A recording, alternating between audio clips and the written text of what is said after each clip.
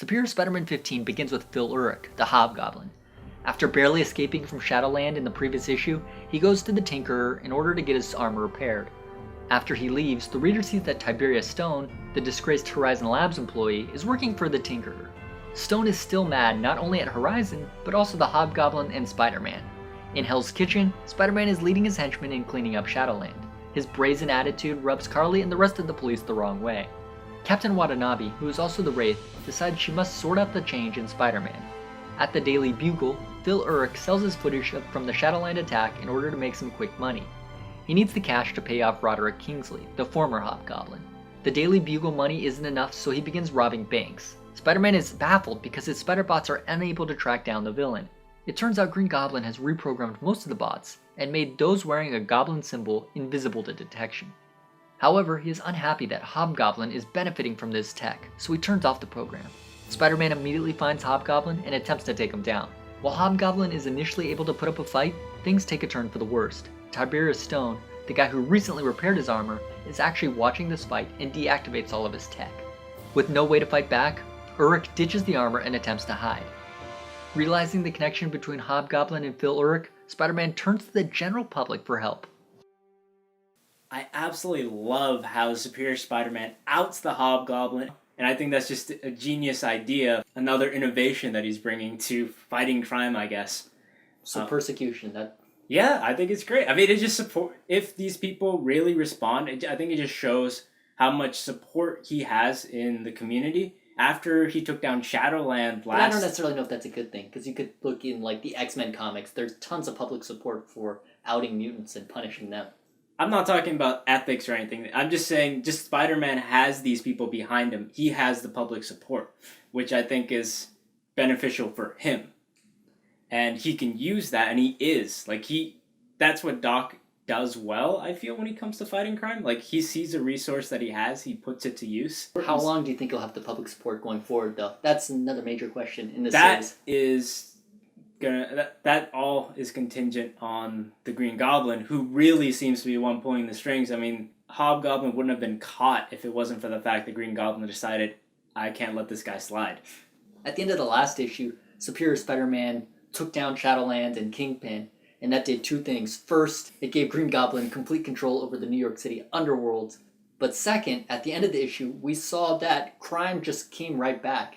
There was still a drug dealer on the corner. So he didn't really create lasting change. I don't think he has created lasting change, but he's done the big showy things that wins public support. Just a regular guy who's not in the know will look to these things in the newspaper saying, man, this Spider-Man, he's really making a difference. The other big theme in this issue was kind of comparing Peter's amazing Spider-Man to Doc Ock's superior Spider-Man. And we got a lot of great insight. I think Peter was amazing for being able to handle both Spider-Man and Peter Parker, but one could argue that Doc Ock is the superior Spider-Man in that he does the Spider-Man part maybe better. That's all debatable. Like, how do you define better? If you bring in ethics into it, I mean, obviously he can't really hold the same standard as Peter did, but in the eyes of the public and in the eyes of the criminal world, Spider-Man is now really seen as a paragon of just fighting crime and someone to really fear. His personal life is really suffering for that, though. We saw a lot of that in this issue. Aunt May is depressed because her nephew hasn't visited. We also see Mary Jane, Horizon, Anna Marie, Carly, Captain Watanabe. They all sort of see something is wrong with Peter. Captain Watanabe is also the Wraith, and she had a great line in this issue where she, basically calls out Superior Spider-Man saying, so might makes right? And he's like, no, that's just my interpretation of with great power comes great responsibility. I think it was issue 11 where Doc seems to make the point that Peter Parker is kind of a cage for him, and he's trying to break free of it. And now it seems like he's just putting it off to the wayside, where he says that to become the Superior Spider-Man, to really put all my efforts into it, I need to kind of just abandon Peter Parker. But I thought in this issue, right when he's ready to do that, he gets a call from Anna Marie. And that actually kind of drags him back. And I actually think that's a positive thing, that she's keeping him grounded. And I think she's actually doing some good for Doc Ock. I think she is doing good for Doc Ock, but I don't know if that's bringing him back to Peter necessarily. No, I think it's I think it's keeping him grounded from Yeah. becoming like an egomaniac. yeah, it's clear that he does want to have a future with this girl. Although I do think she's probably doomed. Probably gonna have a similar fate, possibly to Gwen Stacy. With the Goblin on the loose, you never know. Yeah, the Green Goblin, the Goblin King, is definitely going to be resurfacing in a big way. And Spider-Man 2099 is going to be making an appearance soon as well. Yeah, and Spear Spider-Man is going to have a big role to play in Marvel's event Infinity, which we have a preview video for that you should check out. A lot to look forward to. As a grade, though, for Superior Spider-Man number 15, what would you give it? I'd give this issue a 4 out of 5.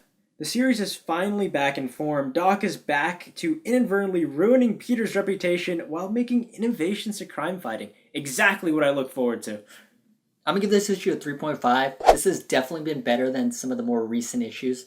But what I don't like is they just constantly keep teasing Green Goblin.